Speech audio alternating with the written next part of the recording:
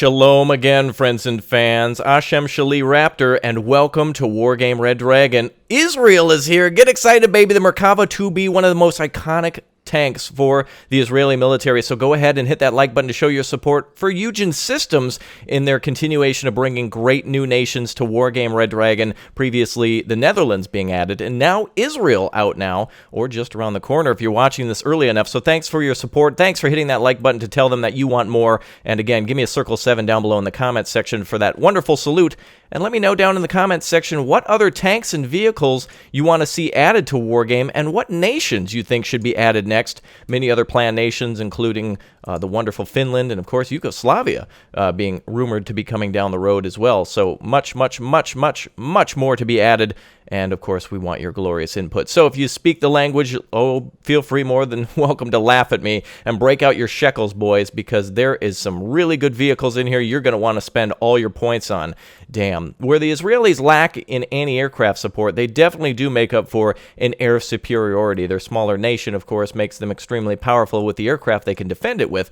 So this, of course, is relevant in the deck and in the armory as well. So we're going to go on a whole armory review here today through all the vehicles offered by the Israeli Defense Force or Israel in the game. And then, of course, we're going to play some as well. So thanks for tuning in. Let's get started, of course. We've got logistics, infantry, support, tanks, recon, vehicles, helicopters, air, and some naval units to look over. So be patient as there's plenty to go through. And this one's going to make you hungry because it's the M325 Num Num. Yeah, it's definitely hungry for victory. Of course, all units in Wargame revolve around the command units, and that is a logistics unit here. Obviously, you need to hold command sectors on the field to make points in order to bring in more vehicles and more units, and of course also to win the game. So obviously these are troops that you're going to want to defend, and troops are extremely well at defending because they can hide in buildings or in forests, and they've even got, yes, indeed, the Uzi, the iconic Uzi there. You can see, of course, that they're just a 100-point unit with a 5-point transport, just a basic truck, but stepping it up, you can see they've also got a BTR-152, which is armed with the M2 Browning, apparently. They've taken a Soviet vehicle and mounted a American weapon on the top of it. They also get the Bardlass, and, of course, what? Legend of Zelda. No, this is a different Legend of Zelda. The Zelda, what a wonderful looking vehicle, by the way. It's got 3 machine guns on it. It's got 2 7.62s and an M2 Browning on top of it. So many different vehicles armed, oh my God, to the teeth.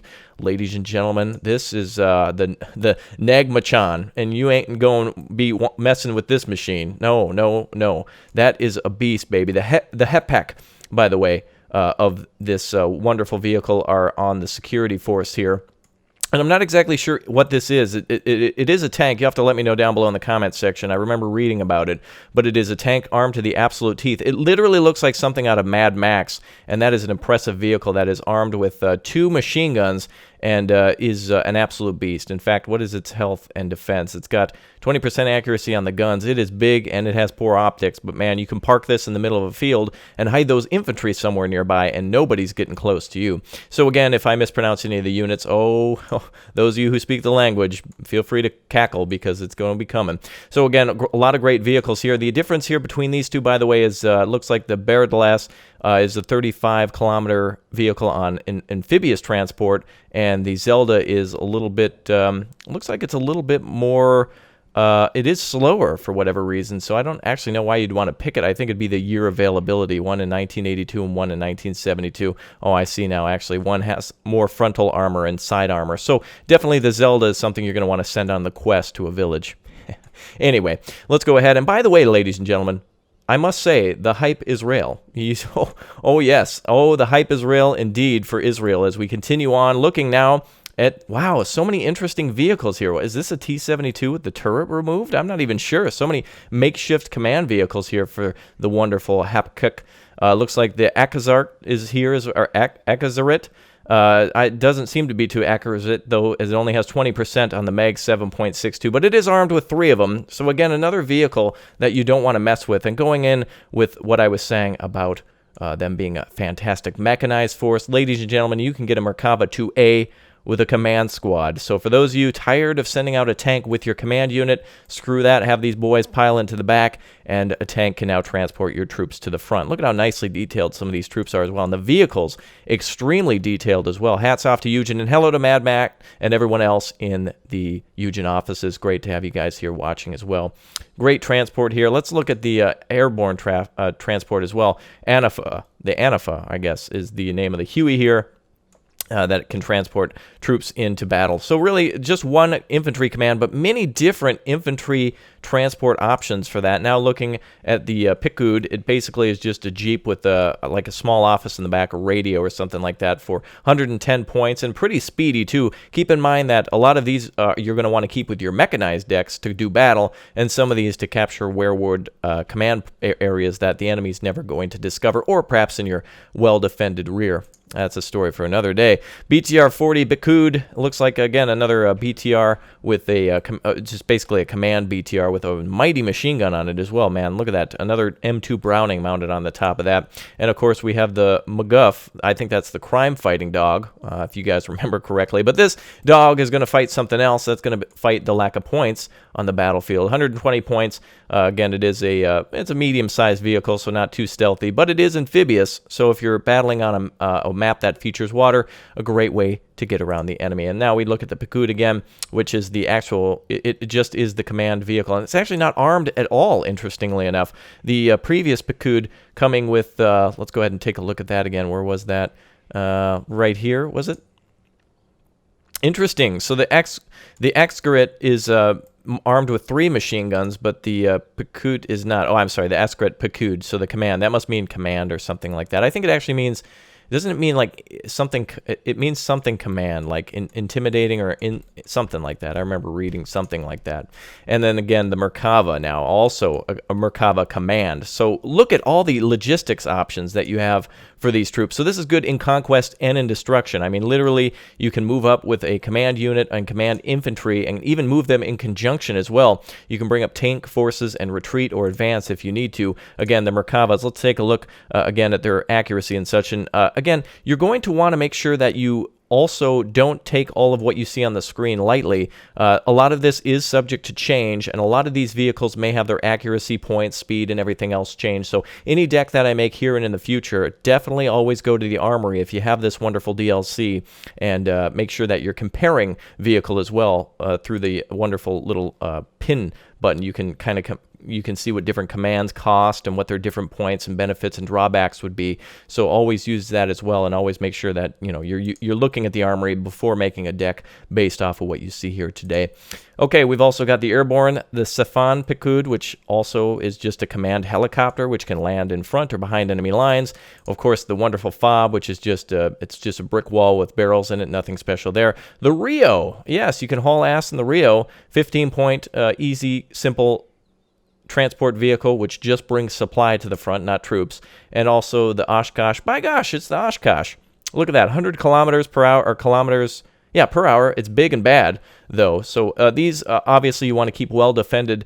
Obviously, little health, big points. 40 points is quite spendy for a command, or for a logistics vehicle like this under the command tab here. And you're definitely not going to want this on the front line. This is something where you'll bring your helicopters back to. And speaking of helicopters, they also have, yes sir, they got a 35-point, yes sir. Yes, it's very big, it's very beautiful. 320 kilometers an hour as well. If you need supplies in the front line, this is actually more affordable than the Oshkosh. So interestingly enough, it is capable of probably carrying more supply, and also is available earlier as well. Though the Oshkosh can stay hidden, it is very difficult to hide a helicopter in most cases. On to the infantry. I know you're all ready and waiting for that, so let's get right into it. There is plenty for Israel as well, including a lot of, oh man, a lot of specialty units, including apparently ninjas, I guess. Israel OP. Please nerf. I haven't even played it yet, but it must be OP because, that's how it is. All right, we got our Barrack Khan. And they're just a regular Stinger armed unit, which is anti-aircraft of any sort, helicopter and aircraft alike. 30% accuracy on the Stinger, so a lot of you who are familiar with that. And again, the differences here are based on the transport. Here you have the barrel disc and the Zelda again, and an air transport as well, and also a different type now. The Red Eye troops also coming with the pretty much the same types of transports, just a different anti-aircraft weapon. And it looks like the Red Eye is a little less accurate than the Stinger, but much more affordable. You can buy these, pick these up anywhere for 10 shekels or 15 for the Stinger. So 5 extra points for about a few more points of accuracy. We shouldn't exactly use the numbers because, again, they are subject to change, but you can see everything there, again, if you use that pin function.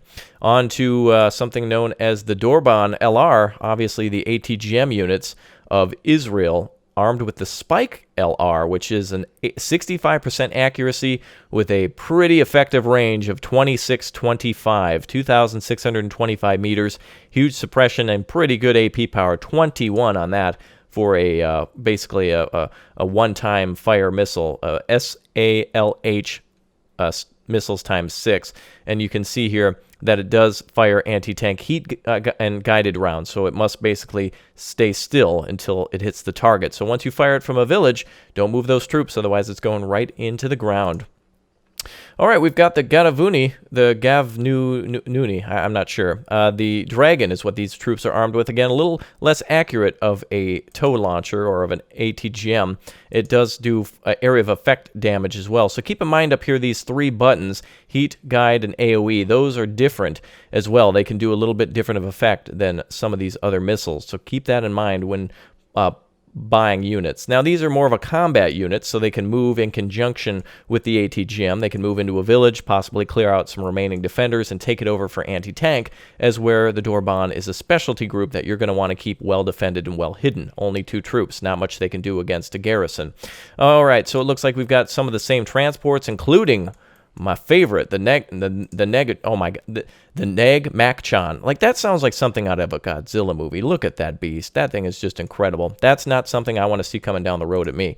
Also, they can move in the Merkava as well, so an 80-point tank plus 10-point infantry. Again, a lot of shekels, boys, but a lot of power here. Bell 205A. You can also transport those in there. Keep in mind, too, a lot of these vehicles that we're seeing transporting these troops are basic, and you're going to see them repeatedly for the infantry. So on to the Givat Ii. The Givat Ii, I think, are their also known as, in the game, the Marines. They're considered to be a Marine unit, but these are desert warriors, baby. These guys specialize in desert warfare, and they're warriors of the desert, man. They are armed with a hell of a lot of good weapons here, including the Galil and the Galil ARM, a close-quarter combat weapon, available in 1985, and an RPG-7V. These troops can be transported in the Hammer. First time we're seeing that out there. The Hammer is available for these units, as well as the regular transport, and meaning the M113. Everybody has a million of them, and the Anafa as well. So you can; those troops are capable of being airlifted. I think this is the naval unit. I may be mistaken on that, but again, you can correct me down below. We all make mistakes there. So clarify everything down below, everyone, if you wouldn't mind, and help everyone learn a little bit more. Wow, this is going to make a mess ya. Wow, this thing, definitely do not get in front of this. This is the Messia AT. Indeed, if you get infantry in front of this thing, like I say, it's going to make a mess of you, because it's got the Mark 19 grenade launcher. Baby, the puns are real today. They are real, man, and I am so excited to play this. Again, all of these vehicles available. That is fantastic. I think we have ourselves some reserve units here, and I think, is that a pretty lady? I'm not sure. But we have here our Millennium. Wow. For 5 points, you can get a Millennium, indeed. And they do come with the RL-100 Blindside, which is basically a giant bazooka, a 100mm bazooka with the FAL 7.62. Reserve units. Keep these in the back. Have these defend villages and entrances to places that you don't think the enemy will come by, but you need some sort of a resistance force there. And these, what is this, a 10-man squad? Is that what you're counting there? Yeah, wow, that's actually quite a large squad, actually. Again, available in 1975. So some of the basic infantry that you'll see on all fronts for Israel here in the DLC. The Ravit, I'm not sure. I'm not sure. But again, better basic infantry, 10 points. Again, all the same transports here.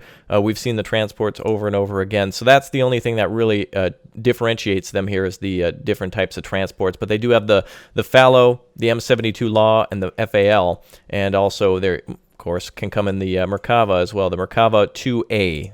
The Merkava 2A, the infantry transporting variant of the Merkava here. We can also see it with the Givat 90. The only difference here is that they do seemingly get a different machine gun in 1990, yes.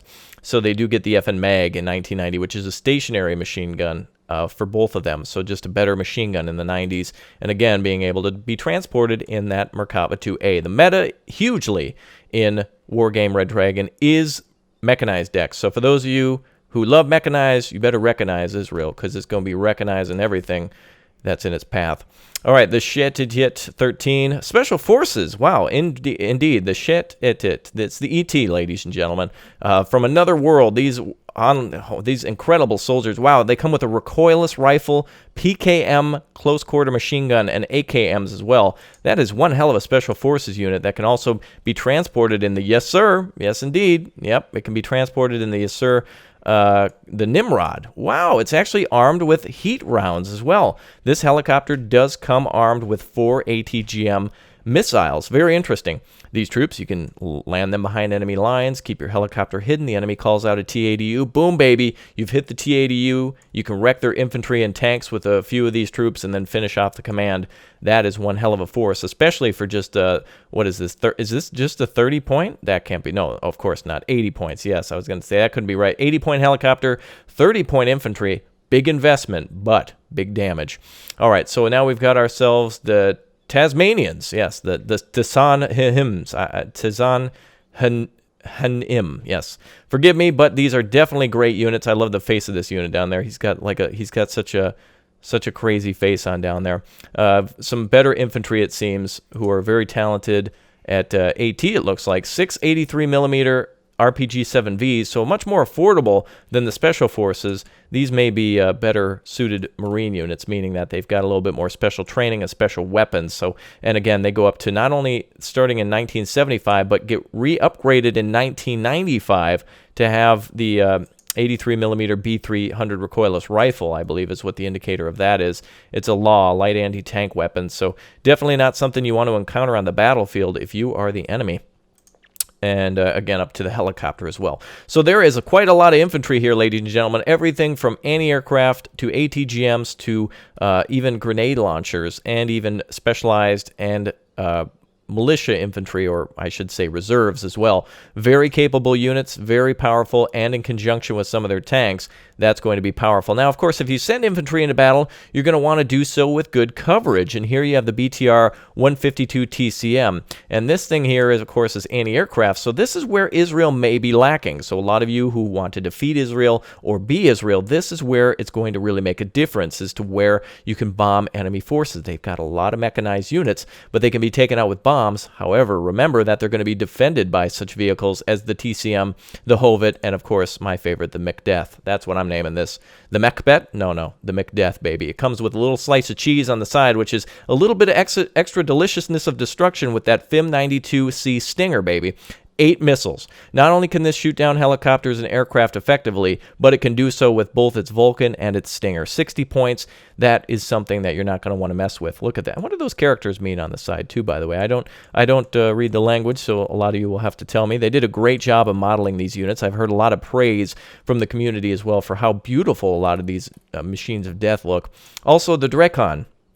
It is a infrared guided missile system. 12 missiles on this. This is quite a missile battery. And speaking of missiles, well, unfortunately at 40 accuracy, they'll be doing a lot of miss in missiles. Not the best unit in the world for hitting aircraft, but helicopters could be much more suited for. It has a great range on helicopters at 26-25 and much smaller on aircraft. So literally it has to be flown right over in order to do any sort of damage. Uh-oh. Somebody got their numbers backwards. Anyway, that's what you're going to want to spend some of your points on, is that in combination with the Macbeth. Those are going to be two very good weapons because they can just fire a ton of volleys at enemy forces there. And that's pretty much a lot of their anti-aircraft right there. The Leish is going to be a very cool weapon to use because it's got an 81 millimeter mortar with 140 rounds. This is what you're going to want to supply your infantry with cover with. Not only cover fire of blowing up a village, but also laying down smoke rounds to allow a lot of your tanks and infantry to get close enough to cause damage to the enemy and continue to push them out of town. You can cover your infantry and such as they're unloading. And this one has this one been pimped out? Look at that. It's been painted everywhere. Red, all over the grill and everything like that. That is sweet, man. And it comes with a M2 Browning on it as well. So if an enemy unit happens to sneak by, it does have a chance to defend itself before it sneaks away.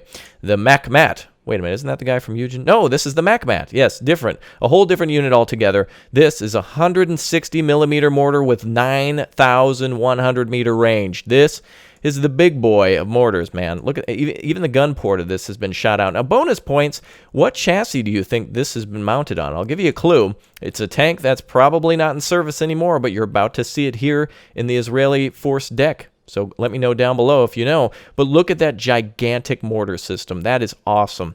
Again, huge, huge fire on enemy forces. This is what you're going to want to use to destroy an enemy's logistics center or snipe a CV or just give your troops good general cover. You can hit them hard with that vehicle while you're also pinning them down with the Leish.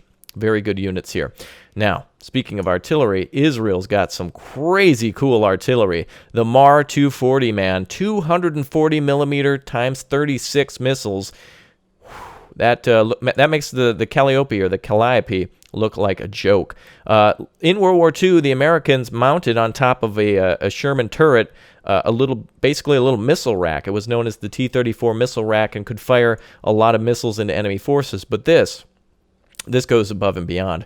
It is big, it is bad, it is slow, it is ugly, it is spendy, but it can fire napalm-corrected rounds. It has to be stationary to fire, but if you get this close to an enemy-occupied village, you can stun the hell out of enemy forces and rout them out of there. Let's go ahead and look at the LAR 160 now, a little bit of an upgrade on a smaller tank. That appears to be me right there. I believe that is a T-34-85 chassis. Nah, I'm just teasing you. It's an AMX, but it is mounted on top with the LAR 160, which is 160 millimeter. Now, get this.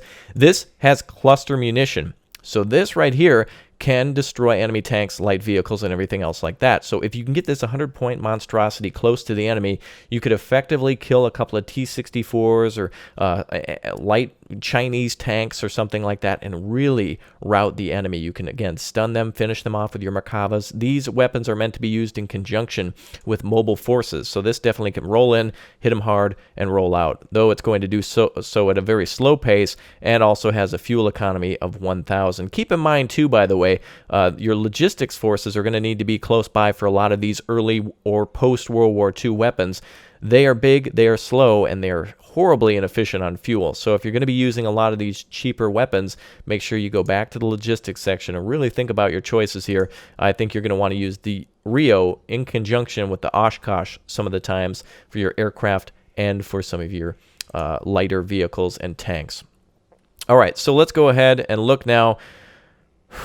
Ladies and gentlemen, boys and girls, nuclear launch detected. Yes, indeed. The first nuke launcher in war. No, I'm just teasing. It may as well be a nuke launcher. This is 290 millimeter times 4. This here is the sniper that gonna make you wear a diaper. This will make you shit your pants. Look at this thing. 290 millimeter rockets that have a range of 2,000. Well, no, I'm sorry. It's 25,200, but it may as well just fall when it comes right out of the tube. This is a close weapon of death, and I don't actually know what chassis that's on. I believe it. Oh, I think I know what it is. You'll have to let me know, but I think I know what it is. We'll see it again in a second, too. But this is what you're going to want to snipe commands and big enemy tanks with and such. Though it may not be able to kill them, this is an area of effect weapon of death. It's the nurse. You're going to need a nurse after that, though. Look at that. That is incredible. Man, I love the puns. I'm having so much fun. This thing is an absolute beast. So this here, it looks like it's almost ready to attack ships or something like that, but it is not. Again, this you want to target against big enemy vehicles or command vehicles or something like that and really devastate enemy forces that are rolling around. Cause some damage with this big, beautiful baby. Okay, let's go over to the Rochev. Oh, this is a very familiar weapon used by the Americans, though, of course, the M185 gun on it as well. So very familiar weapon for any of you who play as the United States. A lot of these artillery pieces going out to NATO forces. And again, this is, let's see, it's a 55 mile or a kilometer per hour vehicle, and its fuel autonomy, this is its actual fuel capacity, and this is its autonomy. So again, the bigger, the longer a unit can drive before running out of fuel. This thing can only get about 350 kilometers beforehand. Most of the fuel tanks are at about 1,000 liters, but as you can see, some of the fuel tanks are smaller. 360 can run about 480, that kind of thing. But some of these bigger vehicles, some of these more closer to modern tank-like vehicles, are a little bit more efficient and have a bit bigger of a fuel tank. But this is the doer. Damn right I did. 130 millimeter. 155 millimeters of depth. I'm sorry, and also fire smoke rounds. I don't know actually. Some of that. Looks like actually the leash did not fire smoke rounds, but the MacMat can. So again, you'll want to pin down enemy forces with this M29 mortar, and then you can also smoke and eliminate heavier targets. So again, keep in mind all those buttons there: smoke, stationary, corrected shot, area of effect. Those are extremely important to understand how the weapon works. You can't just this isn't a tank. It is mounted on a tank chassis, but it is not capable of eliminating enemy vehicles at point blank range. Okay, so the doer, the same thing here. Again, can fire smoke, same with the Rochev. So just a bigger gun on this, or not a bigger gun, but a better gun, I should say, a closer area of effect on this, meaning that it can fire further and also has a smaller spread, so it can hit more targets in the designated area at about half for almost double the points. Almost, close. But again, all points subject to change. The Romach ERFB, baby. Yep, that's basically your everyday heavy artillery, and 175 millimeter gun with a huge range on it, so use that to snipe enemy units from behind. And this is the Cardom, may as well be called the car bomb, because anything sitting next to where this thing hits will explode. 203 millimeters, that is about the biggest artillery I think there is aside from the rocket artillery we saw. Good range, good accuracy, great HE power. Something you're going to want to use to, again, sneak behind enemy bases, find out where their troops are resting or refitting, and finish them off with this. Many different tactics out there, of course. The Shenev, this is a Hawk. Yes, it is your typical radar-guided Hawk, and this is about as best as it gets for the Israeli forces in terms of anti-aircraft. And let's take a look at these two here. There's the Snev and the Shenev. The Shenev and the Shenev 2. So again, you have very capable anti-aircraft weapons. However, they are radar-guided, and players at this point are extremely skilled with using SEED, which in short is basically anti-radar weapons. So a plane can come in, fly, and take one of these out by using its own radar signal to destroy it. Very basic stuff, but it is all about how you micromanage these vehicles. However, you can see the difference between these two. For basically a difference of 10 points, you can get one that is better at engaging helicopters and a little bit better accuracy, and that's about all. I'm sure there's a few other things that may change between them. Apparently, the Shenev 2, though, was made in the year 9,999, as where the Shenev was made in 1972. I think it's, wow, in about, that is amazing. 8,000 years it took Israel to design a vehicle with just a little bit more accuracy. Amazing. That's a typo. Don't worry about it. All right, on to the Shilaf, the Shia LaBeouf. Wow, look at this thing. Okay, so basically we've got here a weapon that, wow, interesting. It can be used as a main gun as well. 15 rounds, it can engage tanks. It's basically a tank destroyer that also is an artillery unit, 155 millimeters, and it is a howitzer as well. So you're going to get some really good range and dispersion out of it, as well as HE. So again, for those of you who want to play artillery and support decks, you can definitely cover your infantry on the ground with weapons such as these. That's it for support. Ladies and gentlemen, let's get to tanks. All right, finally, we are in tank territory. The Magach 6, this is one of their basic tanks. Again, you can play this all the way back in the 80s as well. 82, this tank was made, and the Magach 6 Bet Gull is 10 points more, just a little bit better in the gun, in the stabilizer. Again, compare these units to see the main differences here. You can see the optics also are changing as well, but this is very interesting. The Magach 7C Gimel. Now, this thing looks like a mini Abrams, and I think it's supposed to act as one as well because it's got a pretty good range and pretty good accuracy for the price. This is about the mid-price range that you're going to see for tanks, or at least the ideal price range. And speaking of range, 17 frontal armor. meaning it can withstand a direct hit no problem. Unfortunately, only 6 armor and 3 on the rear and on the sides. That's a weapon that you're going to want to use as a sniper. This should roll in to kill a couple of enemy heavy tanks and then roll out to get the hell out of there because it will be detected and bombed to hell. Trust me. The Merkavas. We've entered legendary territory. Merkava 1, Merkava 2B, 3B, and the 3D Baz. All 3 tanks here we're going to look at. Let's go ahead and start at the 65-point Merkava 1. Again, cannot transport troops. You have to use those out of the Infantry tab in order to do that. Again, you're looking for the Merkava. Was it the 1A for that? Let's jump back just to quickly confirm.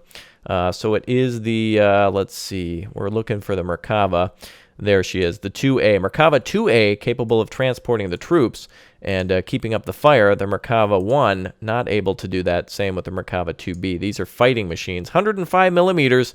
Very interesting machines here in the main backbone of Israeli forces with their ability to fire, wow, grenade launchers and ATGMs as well on some of these vehicles.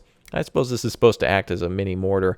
I think the Merkavas are armed with a mortar, but they didn't do it here. They did it with grenade launchers to be a little bit more realistic. In the game, mortar ranges have much greater range, so I think that might be why they did it.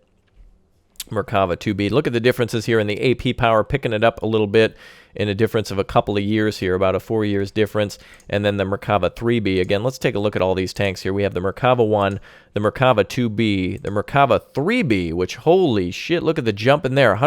80 points to 155 with 21 frontal armor, 21 with the Mark 19 area of effect. That is an absolute beast. This thing you're going to want to kill first. And look at all the chains in the back of it to prevent an ATGM or any sort of other, maybe just an RPG or anything getting behind the turret. Definitely well defended and a nearly indestructible tank. 7 side armor, pretty good as well. Not the best, but pretty good. But 21, man, this is going to bro down. 120 millimeter cannon as well. So a step up not only in armor, not only in speed, not only in killing power, but just everything else. It jumps up tremendously.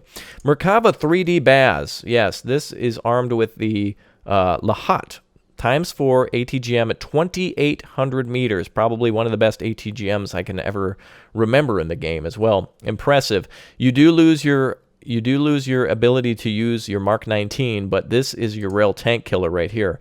This thing is an armored beast. This is definitely going to go up against any sort of T80 or below. That's definitely something good here. Great reload time on it too, 6 seconds, a long time in some cases, but very good. And 11 side armor on this. This thing, man, this is a real competitor for MBTs. Impressive. Let's go down to the little PT-76, a cheaper tank available in 1971, amphibious as well. A very good unit if you're trying to spam the hell out of your enemy or drive home your point in their flank. Again, these forces, if you were, example, using the 2B, the 1, and the PT-76, you can definitely hit the enemy in the flank as hard as possible. Beautiful. Absolutely beautiful. Okay, the Sha'ot call. And the Givat as well. Armed, of course, this is the wonderful chassis from the Brits. Boy, the name of the tank is escaping me now, but you can remind me down below. It's not a Chieftain, but it's oh, I always forgot. Anyway, so there you go. The Givat and the Call, 2 of these. Again, the only major difference between these 2 is the accuracy. And for 40 points, 50% accuracy, pretty good. At 2,100, though, a good ambush tank. Definitely indeed to use. This is the Centurion, isn't it? Is that right? I can't. Wow, it's escaping me for the time. Oh well. Anyway, on to Recon. Now, of course, in using all those weapons, tanks and infantry and artillery weapons, you're also going to want to need to know where the enemy is so you can avoid their major forces and strike where it counts. And the Israelis, no exception with the amount of recon that they have, and some very cool changes to this game as well. They also have the ability to be called out in units that can actually fight on their own as well, as we're about to see in a second. And we see our little num-num again, our little delicious vehicle. Oh, wow, look at these guys. They're all bearded and everything. Wow, these guys look like Green Berets with their hats tipped up. Very cool. The Bedounis, also coming in a hammer, a ram reese, or recce, and also a Bell helicopter. So a little weapon on there as well. A little M2 Browning, so nothing too amazing yet. And also the HVMS. Yeah, that's an M113 with a 60 millimeter on top of it. That is probably not a autocannon, I'm thinking. That must be, yeah, it's a 60 millimeter main cannon with 42 rounds, definitely. And keep in mind with your recon as well, you want to always keep an eye on the optics. to see how effective it can see the enemy on the battlefield. And the M325 patrol vehicle, this looks great. If you've ever gone to Africa on a safari, this is how you go tiger hunting right here. Look at that. It is basically a rolling death machine, very similar to what the Brits probably used, Desert Rats. Machine gun shooting out either side, plus a, wow, that is impressive, a 50 cal on the front. Look at that thing, is as long as the engine block. Look at that. That is amazing. Just about to the end of it there. So again, a cheap vehicle to keep a good line of sight on enemy units that could be around, and can defend itself as well, or keep up the attack. We've also got Maglan troops here. Maglan, this is the, wow, this is a very effective special force that is a recon as well. So very similar to the forces we saw before. This is the Maglan Recon. They are armed with the Spike ATGM, the Negev close quarter weapons, and the Gilon assault rifle. Very nice. They also come in the Humvee, the Ram Recon, which was that open-top vehicle we saw from before, which is super sweet, the Anafa helicopter, and the Yes Sir, the big old Nimrod as well. So the ability to fire ATGMs from this beast as well, I'm assuming, yes. So again, 4 missiles there. Let's look at the Ram AT. The Ram AT, definitely a good ATGM weapon. Well, not ATGM, it's a recoilless rifle, but it is 106 millimeters. So again, a great command sniper, capable of eliminating enemy logistics, coming into the flank and really causing some trouble, as well as the Ram TCM. Nice thing about the TCM is it is an anti-aircraft gun. So again, if you spot an enemy helicopter taking off or a couple enemy helicopters passing over, you can do some damage and detect them and let the enemy know you got something to cause some pain nearby. The Afon Recon, very basic, typical, what is it, a Bell helicopter with just a few troops in it with binoculars, can definitely spot out the enemy, 220 kilometers on that one, so pretty fast.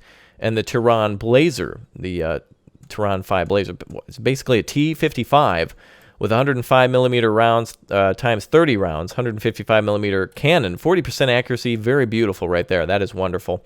Really liking that. So a lot of good recon options. Let's get on to vehicles now. We've got ourselves the Chapaz Orev. Whoa, look at this thing. Look at all the ATGM tubes that it's armed with. It's got one on the side here, one in the passenger seat. That is crazy. That is a one-man death machine. 8 ATGMs able to be fired here. Keep an eye on the ATGMs too, by the way. This is the Toe, as where the Hammer Orev fires the Toe 2, having much better accuracy and AP power. Again, use that pin function to look at the difference here.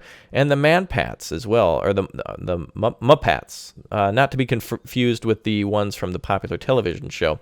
This is no Gonzo, baby. This is a death machine. Again, the Mupats, the 2,800 wow, that is amazing. Meter range on that. 2,800. 50 points. That can reach out and kill the enemy even before they're close to you. That is amazing. We've got the Giraffe Toe, finally. Something I can pronounce. The Giraffe, standard toe, as where the Giraffe Ii Toe comes with a better toe missile. A little bit of armor on these, so these you could definitely roll through infantry-occupied areas and try to get through, or if you needed to escape or try to keep it alive, it is much more capable. Looks basically like, I think that's the Zelda M113 with the eye toe mounted on top. And again, the differences are basically in the toe and a little bit in the vehicle. The armor does pick up a little bit, so very, very good to see that. Ah, the Hafiz. Look at this. The Spike NLOS Heat Guided SALH missiles times 12. This even outranges those at 2,975, 50% accuracy. This is a real death machine. Look at that. That is really crazy here. So an M113 loaded with a crazy amount of ATGMs. It looks like a little radar on top of it. That is impressive, man. Look at that thing. So it can fire 12 ATGMs, 6 loaded at a time, reload time of just 20 seconds. That's pretty good for being able to hit the enemy several times before they're even within range of you. Now, interestingly enough, I think Eugen made a little bit of a mistake here. They put a tank in a vehicle tab. You'd think, now look at this thing. Why wouldn't they put this tank? Oh, I know why. Because it's not a tank. It's actually a decoy weapon. The Pereth, or also known as the Perdeth. Yes, the 2975, 60% accuracy rolling death machine. This thing can contend with enemy armor a little bit better. This can definitely roll in conjunction with the Hafiz and really cause some trouble. Both of these bad boys can reach out and touch the enemy before they even get close, having a much higher reload time, but has a little bit of frontal armor and such. Now, of course, since everybody plays Wargame, they're going to know that this is a decoy. It's not necessarily a tank, but it does have the ability to at least roll out and attack the enemy without taking too much damage, and it's probably one of the most armored ATGM vehicles I've seen, aside from it actually being a tank.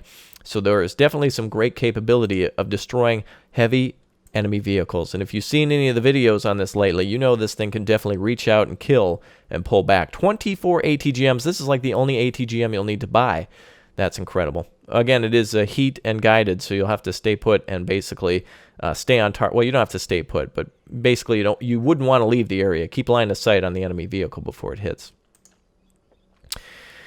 Oh boy. Ladies and gentlemen, the Sherman. Taking a big step back into history, the M51 Sherman.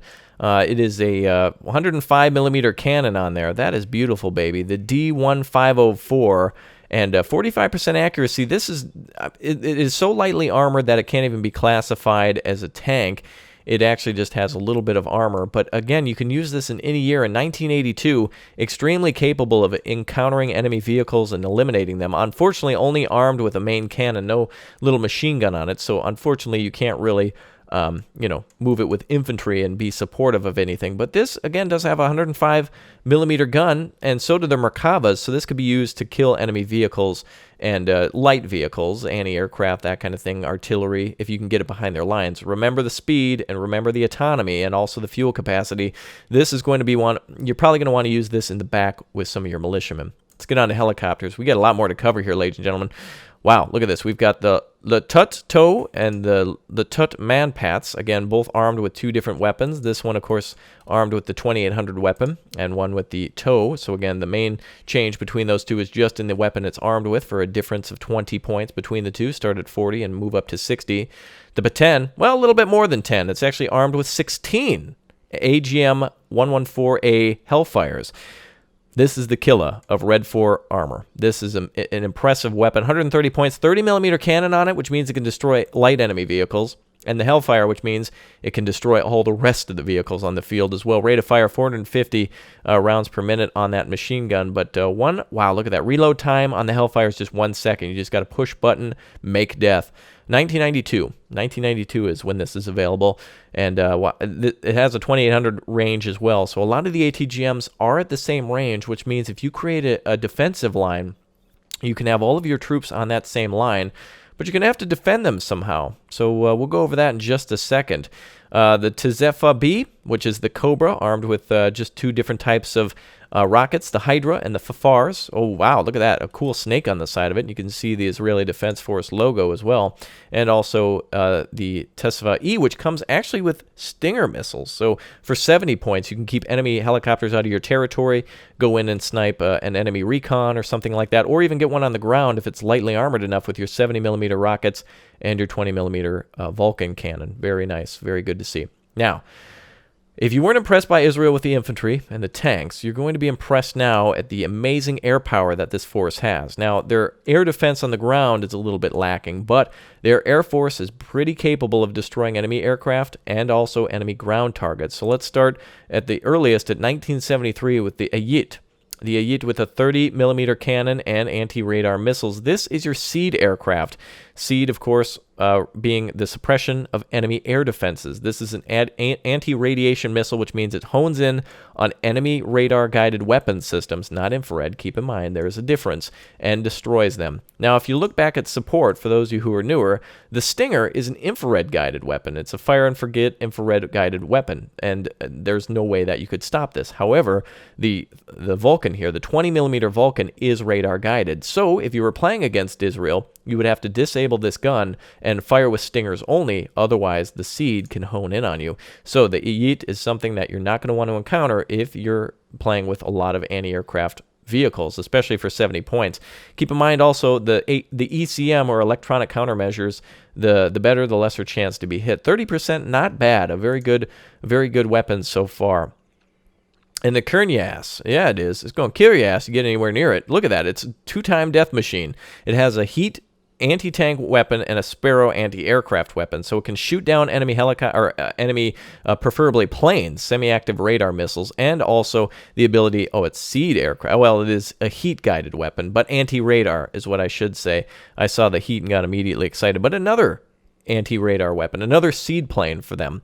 So again, even better in terms of a Vulcan cannon, semi-active radar, which means it can engage a few aircraft that may be fleeing, and also anti-radar missiles. So if the enemy come in on a swipe on your position and start to retreat, call this out, take a shot at them, kill their AA, and pull back yourself. You might come out on top for that one. The Baz. Oh, what is this? This is the big, beautiful F-15, armed with a hell of a lot of missiles. That is crazy. 4 infrared AIM-9Js and AIM-7F Sparrows, semi-active radar and infrared guided as well for 100 points. This is the main machine of death right here. And again, you've been looking at the availability, I hope, for a lot of these weapons.